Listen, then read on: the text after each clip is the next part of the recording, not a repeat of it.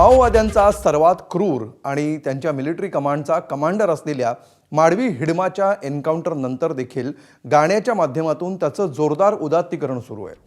हिडमा कसा चांगला आणि सामान्य आदिवासींसाठी लढणारा होता, त्याला सीआरपीएफ सह सुरक्षा बलांनी तसंच केंद्र सरकारनं कशा पद्धतीनं धोक्यानं मारलं, जंगलातील खनिज संपत्तीसाठी आदिवासींना कसं चिरडून टाकलं जात आहे, अशा आशयाचं एक गाणं सध्या मोठ्या प्रमाणावर व्हायरल होत आहे।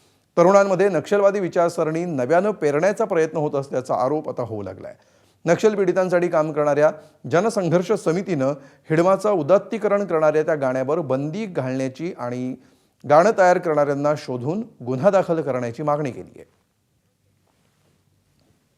गाण्यावर बंदी याच्यासाठी मागणी केलेली आहे की ज्याचं उदात्तीकरण चालू आहे त्या व्यक्तींनी अनेक लोकांच्या म्हणजे गळे कापलेले आहेत, त्यांच्या हत्या केलेल्या आहे आणि अशा क्रूर हत्या करणारा जो व्यक्ती आहे त्याचं उदात्तीकरण सुरू आहे।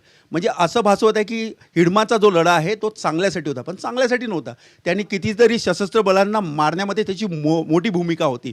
आम्ही जेव्हा काम करतो आम्हाला माहीत आहे की जे पीडित लोक आहे त्यांच्या घरच्यांना जेव्हा मारल्यानंतर त्यांची जी व्यथा आहे ती त्याच्यात दाखवल्या जात नाही, पण हे दाखवलं जातं की हिडमा किती चांगला होता। तर त्याच्यामुळे असं जे गाणं आहे याच्यावर बंदीच आली पाहिजे। एबीपी माझा, उघडा डोळे बघा नीट।